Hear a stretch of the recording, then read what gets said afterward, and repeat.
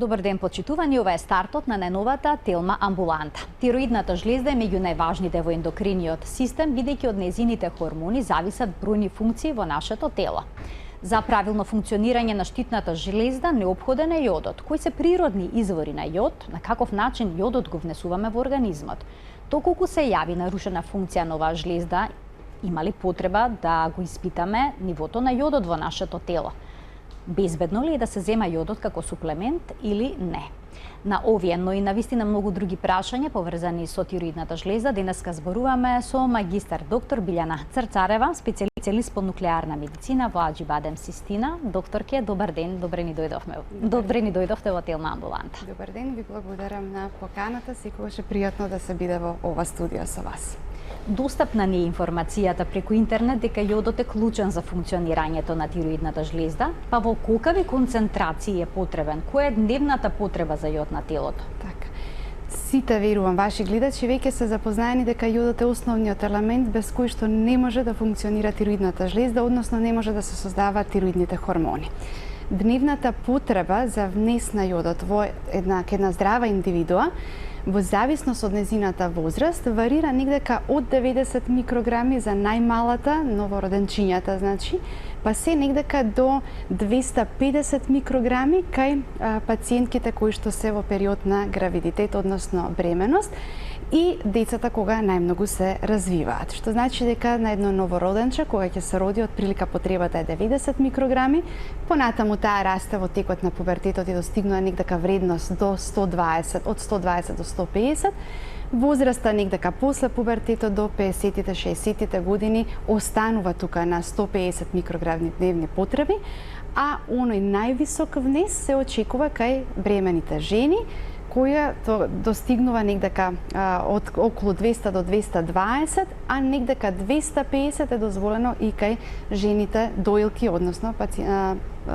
жените кои што ги дојат своите бебиња. Значи тука е од негдека 90 па се до највисоката 250 нормално по потреба, односно индикација. Можеме да забележиме на солта што ја купуваме во продавниците дека е нагласено дека е јодирана.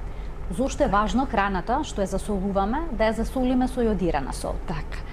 Од негдека 50-тите години наваму, Република Македонија излегува од оној критичен момент на ендемска држава, каде што проблем е тироидната жлезда.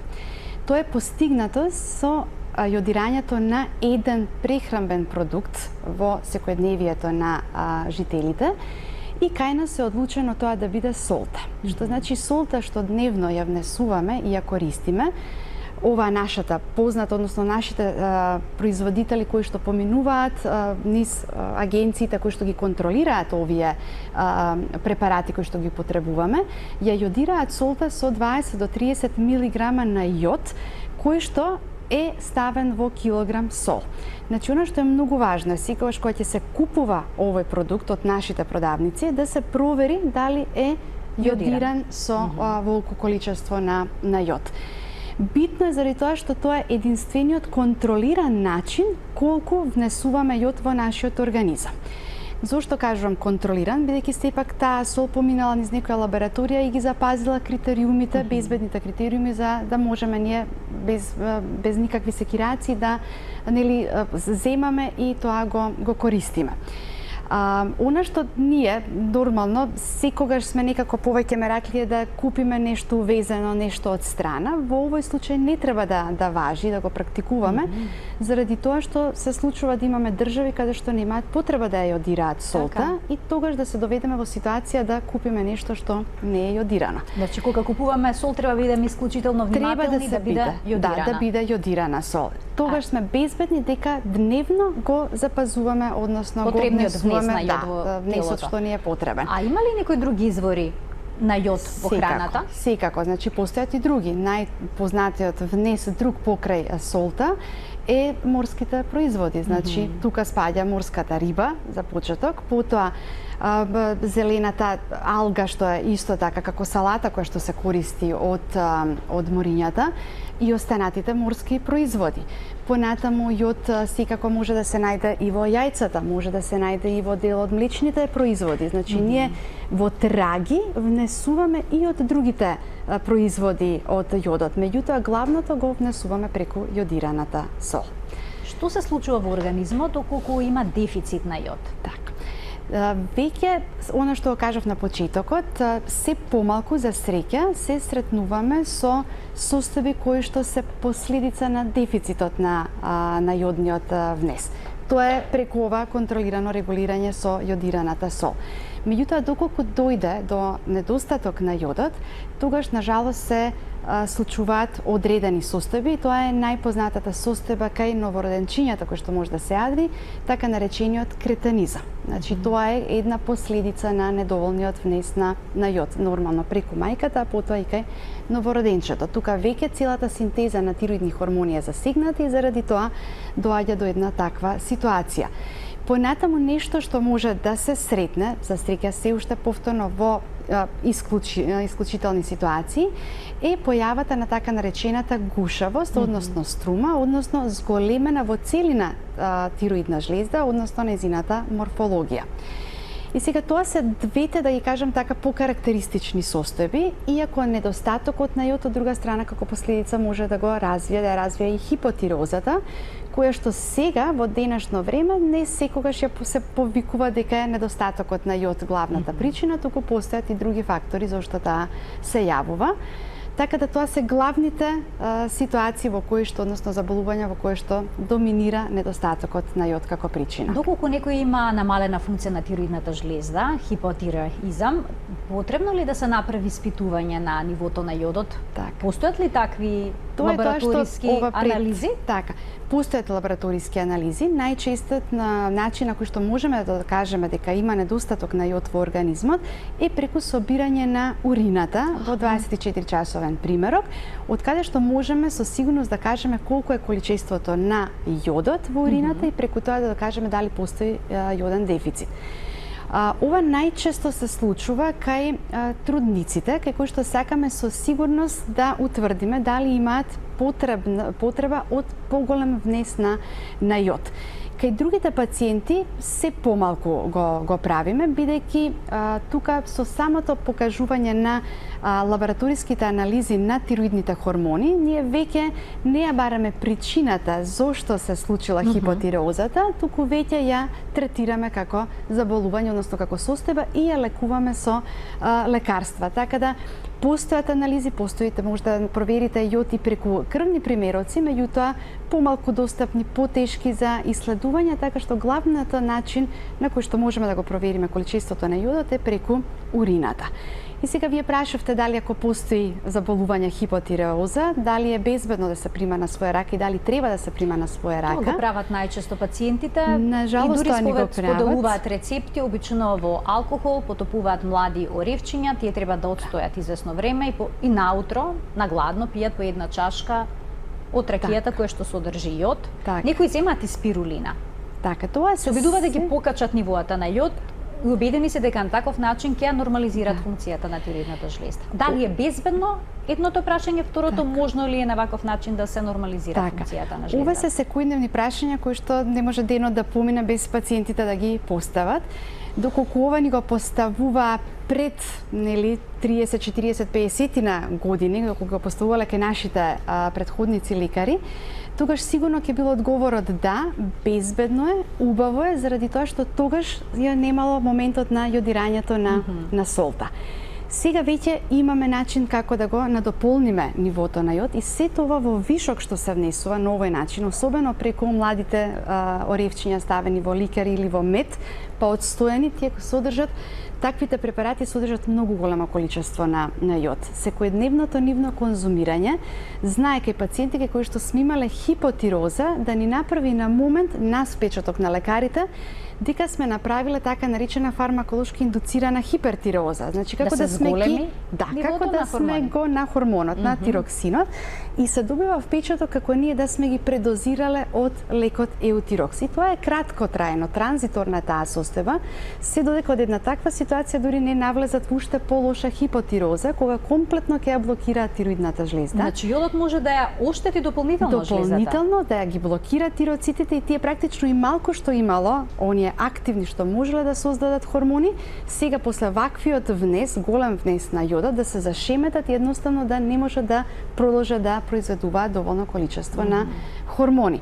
Така да практично во една фаза може да е подобра ситуацијата, дури нас да не залажат. Краткотрајна, затоа го нарекуваме транзиторна состојба, додека после тоа не се блокира комплетно и не се завлезе во уште една потешка, сега лабораториски покомплицирана хипотироза. Значи затоа велат во еден момент се чувствуваме подобро, повеќе енергија подобро, потоа веќе на жалост се влегува повторно во една подруга класична клиничка хипотироза. Заради тоа секогаш даваме препораки пациентите што се со хипотирози, кои што веќе го земаат лекот левотироксин, да не земаат дополнителни суплементи кои што содржат јод во вишок, особено заради тоа што може да направат проблем. Така што апелот е она што лекарот ќе го даде тука да се задржиме. Значи готварската јодирана сол е сосема доволна за да се задоволат дневните потреби за јод на организмот. Бидејќи во трагови внесуваме преку другата храна, а основата е во јодираната сол. Да ги поканиме. Повелете. Да, сакав и за спирулината исто да кажем, кој што е мокен суплемент, кој што многу често се дава за подобрување на крвната слика, содржи, бидејќи е самата во својата содржина алга, сите алги ни содржат јод, така што и таа знае да биде небезбедна доколку се користи во големи количини, па може да ни направи проблем на тироидната жлезда. Меѓутоа, секогаш кога е дадено од страна на лекар, лекарот знае да каже дека после одредено нејзино користење треба да се провери тироидната жлезда. Веројатно и да се направи пауза помеѓу две дози. Апсолутно мора. Да ги поканиме гледачите да се вклучат во денешната Телма амбуланта. Почитувани 3076 677 е телефонскиот број на телевизија Телма. Како што споменав, добре дојдени се вашите прашања. Магистар доктор Билјана Црцарева, инаку специјалист по нуклеарна медицина, е гостинка во студиото на Телма. Таа ќе ги даде одговорите на прашањата кои што се поврзани со темата на која што денеска говориме, а тоа е јодот и тироидната жлезда, но исто така ќе опфатиме, докторке, и уште некои суплементи кои што се земаат во период кога луѓето имаат проблем со штитната жлезда. Ќе проговориме и за лекот кој што во моментов се продава во една поинаква варијанта без лактоза. Ќе ги опфатиме оние најактуелни прашања на вашите пациенти. Кога препорачувате пациентите да земаат селен? Еве, вчера имавме една цела емисија кога зборувавме токму за овој суплемент. Дали се советува при намалена функција на тироидната жлезда или кај лицата кои што имаат автоимуна болест, наречена Хашимото? Покрај јодот, кој што веќе го исцрпевме како елемент кој што е неопходен, следниот елемент, односно минерал, кој што исто така добар и го даваме, го препорачуваме кај пациентите кои што имаат автоимуна компонента на заболувањето, односно на состојбите поврзани со тироидната жлезда, тоа е селенот. Селенот, повторно ќе кажам, треба и тој да биде контролирано даван. Она што е дозволени количества што треба да се внесуваат е не повеќе од 200 микрограми. Значи до тука велиме безбедно внесување. Се што е над 200 микрограми дневен внес веќе знае да направи интоксикација. Што значи 200 микрограми? Може да биде гранична линија, па дури ние никогаш се плашиме и таа доза да ја дадеме, заради тоа кажуваме негде кај некои пациенти 100, кај некои 150. Многу ретко, лично јас сум си дозволила да дадам до 200 микрограми, бидејќи сепак се плашиме заради тоа што од континуираното земање секојдневно 200 не можете да знаете колку од тоа ќе се искористи во организмот и колку може да направи проблем.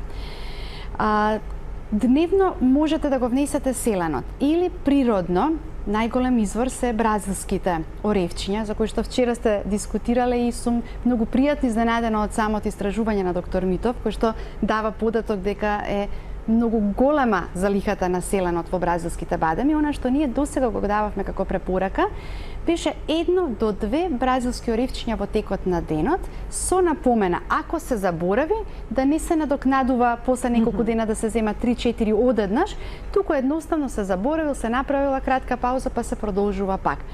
Меѓутоа, најверојатно и тоа е многу и се оди и на тој дневен намален внес на природното внесен селен. Може би е и најдобро, ако сакаме да биде точно избаждарен селенот во организмот, да се зема преку таблетка, суплемент во кој што имате 100 микрограми, ако процени лекарот дека е 100 доволно, останувате на тоа, ако треба повеќе, тогаш нешто да се земе 3 пати по 50, бидејќи ги има во таков облик, или една од 100, една од 50, значи тоа е веќе индивидуална проценка на лекарот колку треба да даде од овој суплемент. Селенот сега ќе биде актуелен бидејќи го има и во јапонските јаболка. Така да и на тој начин ќе може да се внесе. Го имаме, тоа е вториот поголем извор на селенот. Лимитиране го нема, следно би било во минералната вода која што некоја зема, некоја нема, така да сепак ќе се задржиме најверојатно најдобро да се земе сепак, иако е подобро природно, меѓутоа контролирано да биде преку таблетка. Имаме гледач на линија, да му дадеме предност, да го слушнеме прашањето. Добар ден. Добар ден. Повелете. Ве молам прво поздрав до докторката и до вас. Благодарам. Јас имам проблем со тироидна жлезда, јазли. Тие се од до 6-4 милиграми после се намалуваат. Една година стално одем на контрола во Скопје, меѓутоа овие 2 години поради пандемија немам одено. И дали треба пак да одам? Немам никаков проблем, меѓутоа јас би сакала да ги проверам и дали се опасни тие јазли. Така, ви благодарам за вклучувањето во Телма амбуланта. Докторке, барат ли редовна контрола, редовно следење? Пациентката го кажа, се исклучително мали цистични формации предпоставувам или зонички ние ги нарекуваме од 4 до 6 милиметри. Значи, тоа е нешто што можете да го видите на денешната контрола, да речеме, ако дојде после одредено време да го има или да го нема или да е пораснато, меѓутоа не верувам дека нешто би било драматично поголемо, доколку пациентката до пред 2 години редовно ги следела и ако била со истите димензии постојано. Помалите јазли или нодуси или цистични промени се најчесто од бенигна природа и не бараат некакво посебно лекување, односно третирање, се додека тироидните хормони се уредни. Меѓутоа, бараат барем еднаш годишно ехографско следење. Доколку од 4 или 6 мм, сега се наврзам на проблемот на пациентката, доколку од 4 или 6 мм на следната контрола е тоа веќе 10 или 12 мм, тогаш ја кратите периодот границата на контрола и наместо на една година, да речеме, ќе викнете пациентката на 4 месеци да дојде, за да видите што се случува, дали понатаму расте, и ако веќе повеќе од 1 см или 12 мм, тоа е веќе палпабилно на рака кај лекарот, тогаш се одлучувате за уште некоја диагностичка метода, тоа е најчесто скенографијата или евентуално тенкоиглената биопсија. Меѓутоа 6 и 4 мм се многу малецки зони за да вие предложите нешто повеќе да се направи, особено не тенкоиглената биопсија, бидејќи секоја шансите да биде неуспешна на толкова мала зона се тука и заради тоа не сакате инвазивна метода да искористите, туку го гледате тоа преку следење. Имаме уште еден гледач, да му дадеме можност да постави прашање во Телма амбуланта. Добар ден. Добар ден. Повелете. Ве молам, сопругата не е тука, излезе. Сакам да ве прашам во нејзино име, она има тироида хипо и се знои и се знои околу сабајле, жива вода е стално, нема лек за тоа никако. И е од тирокса пие 2 од 50 и 70 милиграми. Има ли чаре за тоа нешто? Што да се направи? Спомнавте јапонска јаболка нешто. Зашто го спомнавте? Така, добро. Ви благодарам за вклучувањето во програма. Еведен загрижен сопруг се јави за својата сопруга. Потењето е покарактеристичен како симптом за пациентите кои што имаат хипертироза. Значи, кога работи повеќе жлездата, еден од првите симптоми на тој забрзан метаболизам преку тој ослободување на енергија и потење е карактеристичен за хипертироза. За хипотироза, како што има господјата, е многу поретко, меѓутоа не се исклучува и тука причината ја гледаме во можеби поголемите дози на еутироксо. Значи тоа е сега, причина, пошто го даваме за да можеме да го поттикнеме метаболизмот, па тој може да биде причина за потењето. Треба да се направи контрола, да се види какви се вредностите на тироидните хормони, доколку тие одат кон горна граница на тироксинот, долна на ТСХ, тогаш може би е знак дека причината сте ја нашла, па треба некаква корекција. Поголема доза, значи. Поголема ако е дадено, тоа да биде хормон. една од причините зошто се поти пациентката. Меѓутоа да не забораваме дека потењето знае да биде и многу чест знак за уште едно ендокринолошко заболување, кое што се следи со тироидното заболување, а тоа е дијабетот. Така што совет кај пациентката дополнително да се провери и нивото на шеќерот како е. Тука ќе погледнеме еден блок реклами, една кратка пауза почитување, веднаш потоа продолжуваме со денешната Телма амбуланта. Останете на Телма. Продолжува денешната Телма амбуланта за нарушената функција на тироидната жлезда. Зборуваме со магистар доктор Билјана Црцарева, специјалист по нуклеарна медицина во Аџибадем Систина.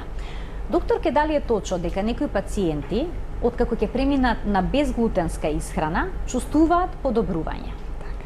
Точно е. Основата лежи во автоимуната компонента повторно, односно тоа е Хашимотовиот тироидит. Се помалку го кажуваме како заболување, се повеќе како состојби, со цел да ги охрабриме пациентите дека не се болни, туку имаат една состојба која е многу едноставно ја коригираме преку давањето на суплементи или ако е другата состојба преку давањето на друг тип на терапија. Се предпоставува дека основата на сите автоимуни заболувања лежи во дигестивниот тракт, во гастроинтестиналниот тракт, односно во цревата, па од тука и самата логика зошто внесот на глутен пречи, односно доколку го исклучиме, пациентите ќе се чувствуваат подобро.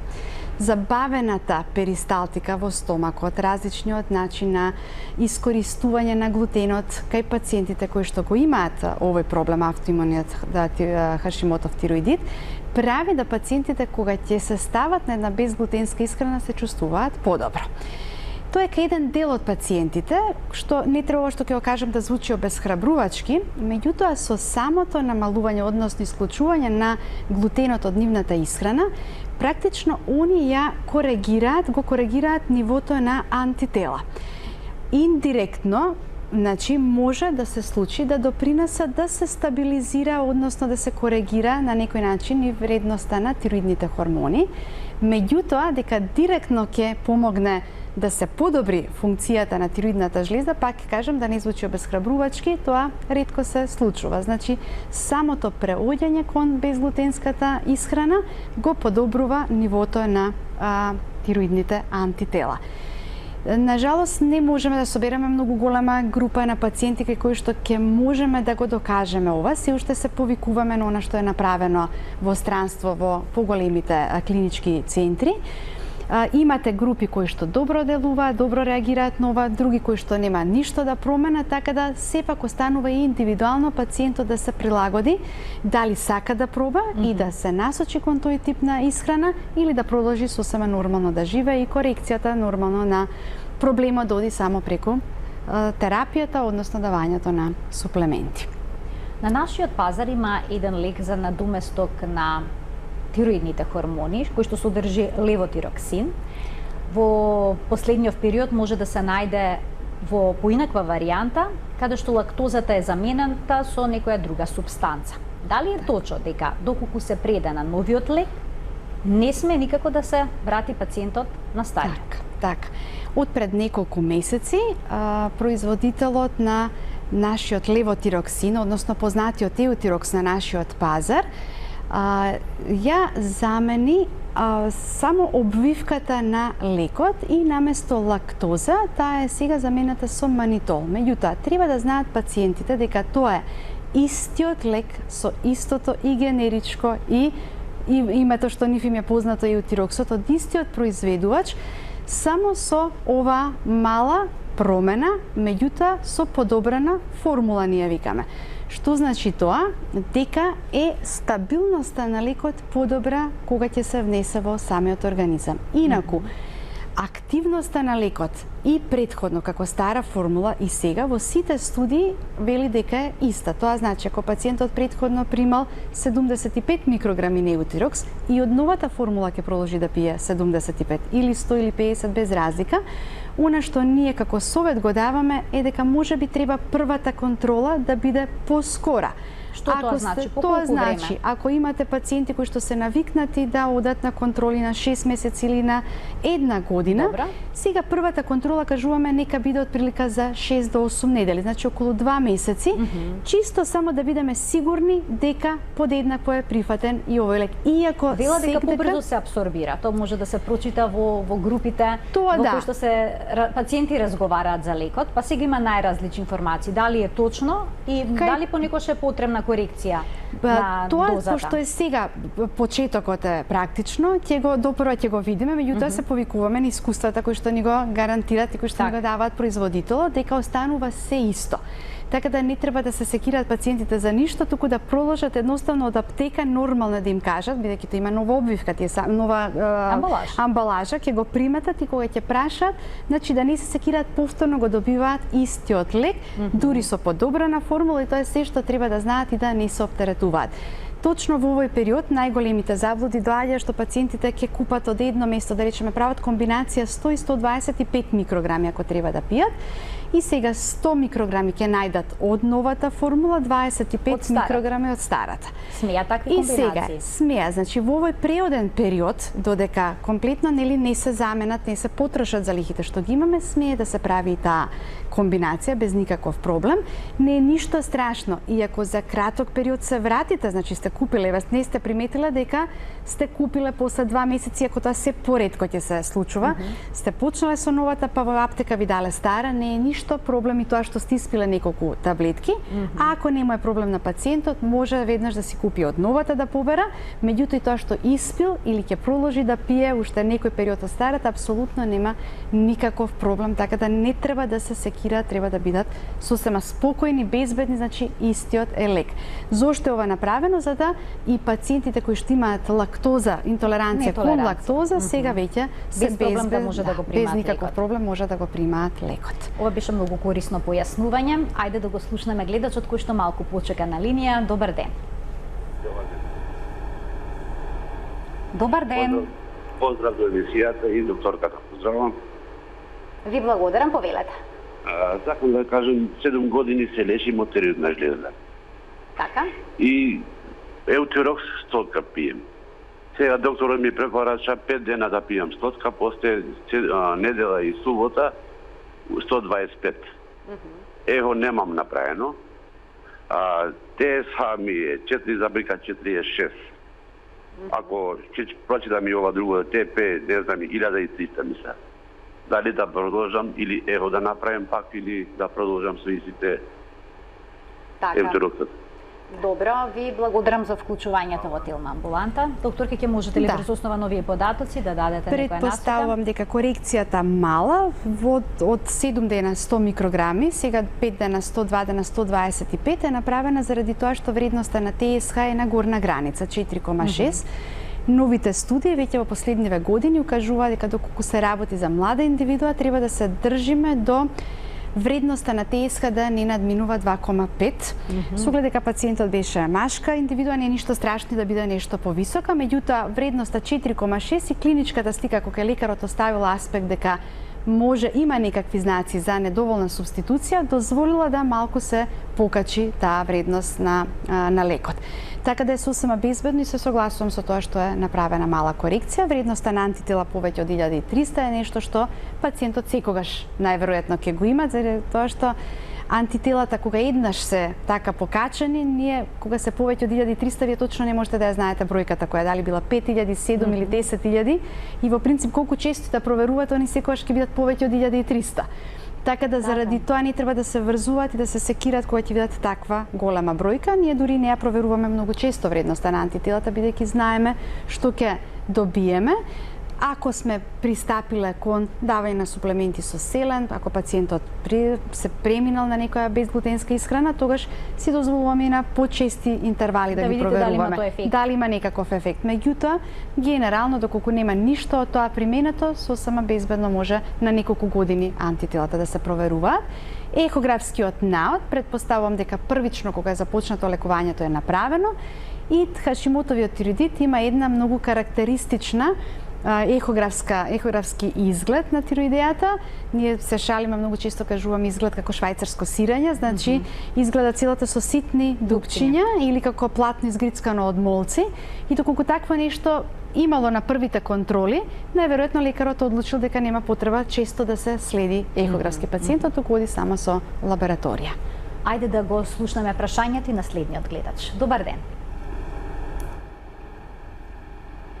Добар ден. Добар ден, поздрав до докторката. Ви благодарам, повелете. Вака, прашањето му е сега во моментот е многу актуелна хималајската сол. Има во нејзе многу железосулфати, калиум, меѓутоа дали е доволно најодирана што сите ја купуваме и ја заменивме со на алкалоидска сол? Така, ова е едно многу добро благодарам на прашање. Ви благодарам што го поставивте. Апсолутно многу популарна хималајската сол.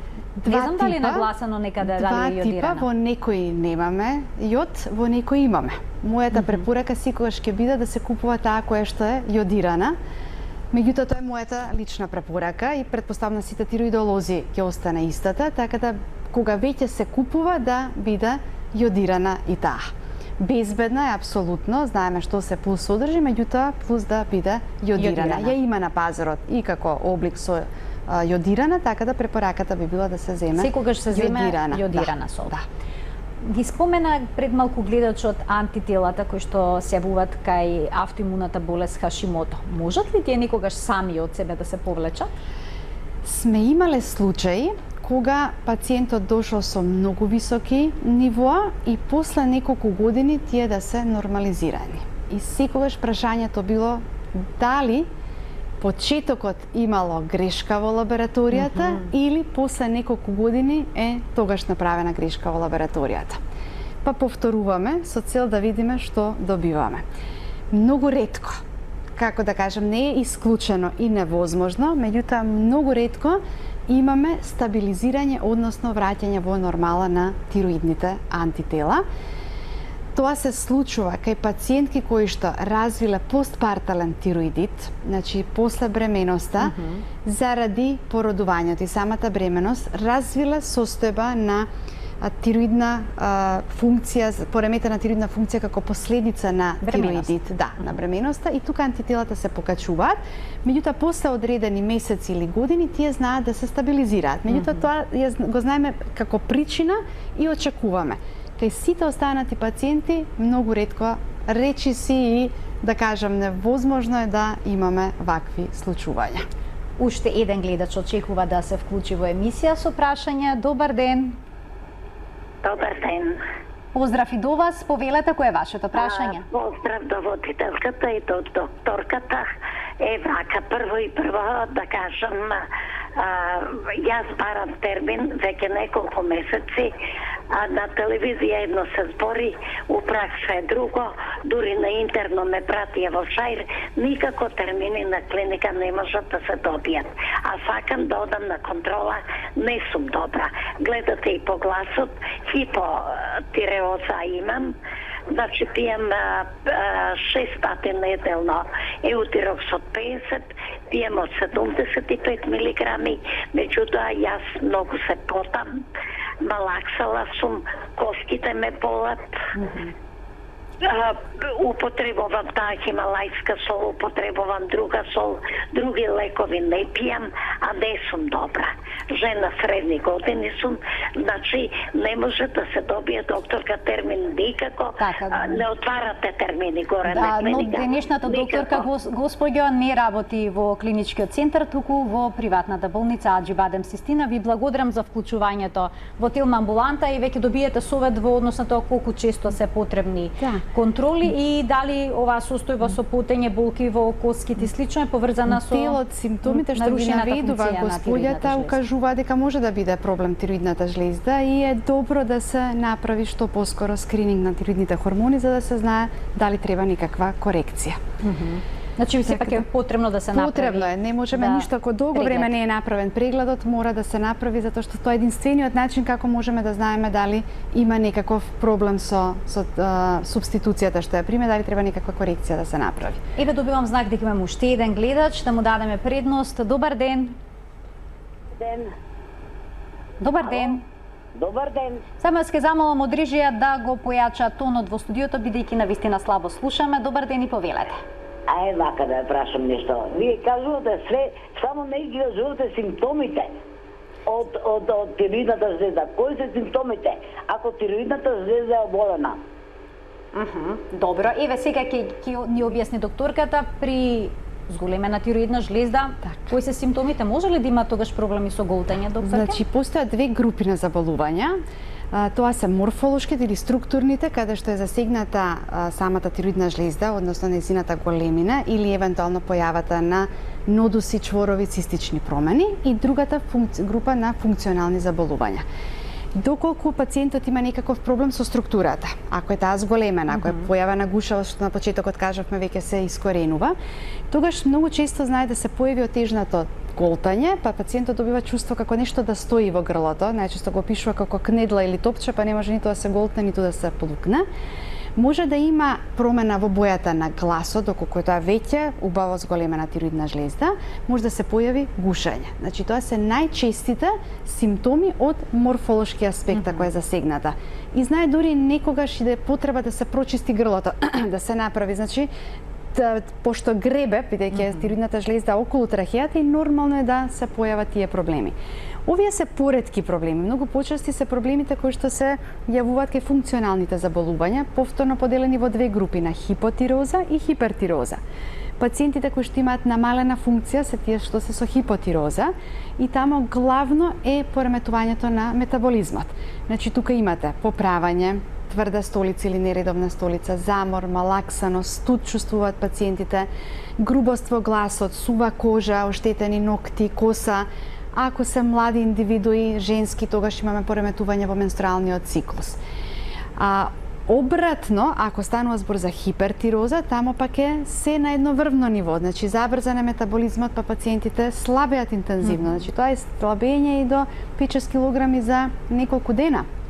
Течни столици, изразено потење, срцебиење, нервоза, темпераментни се, вознемирани се, опаѓа косата, тремор се јавува на рацете, така да тие се практично комплетно различни, хипо и хипер. Она што е за хипо дебелење, за хипер е слабење. Овие што се со хипо, значи имаат тврда столица, хипер имаат течни столици.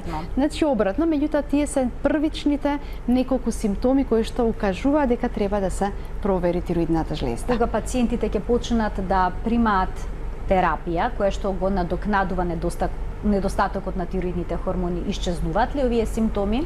Овде ве прашувам бидејќи многу често велат не можам да ослабам, јас сум во хипо и покрај тоа што примам терапија. Скоро 100% треба да исчезнат симптомите. Значи, првото нешто што ќе приметат пациентите е што ќе се врати енергијата. Значи, што е голем проблем, сите чувствуваат огромен замор. Значи, тука е најголемиот проблем, и колку бидејќи секогаш кажуваме дека е женска болест, нели некаде 1:7-8, едно машко наспрети 7-8 жени е пропорцијата која што како се јавува тироидната жлеза како проблем, и бидејќи повеќе карактеризираме за женска болест, секогаш некако мислиме дека изгледот на жената и поправањето, нели она вишокот на килограми се главните што ја прават оваа болест да биде карактеристична, типична. Меѓутоа, проблемот е многу поголем кога имаме замор и малаксаност. Значи, поентата е тоа да се подобри, и тоа се враќа многу брзо. Значи, сега ако пациентот е на мали дози, не треба да се обесхрабрува, бидејќи ако се покачува дозата полека, постепено, кога ќе се достигне идеалното ниво, тогаш веќе ќе биде комплетно без симптоми. Меѓутоа треба да се врати енергијата, доколку била покачена тежината да се ослабе, доколку била нередовна столицата да стане редовна, доколку имало кардиолошки проблеми, најчесто со тоа стегање во градите, кај некој се јавува срцебиење како компензаторен ефект, кај некој брадикардија, значи намалена работа на срцето, треба речиси сите постепено да се нормализираат. И дали тоа значи дека доживотно ќе примаат терапијата? Најчесто е доживотна терапијата. Сме имале случаи и се уште имаме кога знаеме да ја исклучиме. Повторно тука би ги спомнала групата на пациентките кои што се била трудни, значи па како постпартален тироидит сме можеле да ја исклучиме терапијата. Меѓутоа, секогаш кажуваме дека ќе оди доживотно, а да се надеваме некогаш дека можеби ќе ја исклучиме терапијата. Ви благодарам за деталното појаснување на разните аспекти поврзани со нарушувањата во функцијата на тироидната жлезда и суплементите, односно микроелементите кои што се неопходни за нејзино нормално функционирање. Се надевам дека повторно ќе бидете наша гостинка. Ви благодарам уште еднаш на поканата. Почитувани, ова беше се во денешната Телма амбуланта. Се гледаме секој работен ден на телевизија Телма од вторник до четврток, односно од вторник до петок во 12:45 следите Телма амбуланта, а понеделниците се резервирани за теми од областа на педијатријата, за магазинот за родителство 0+ месеци. Гледајте не повторно и утре. До гледање.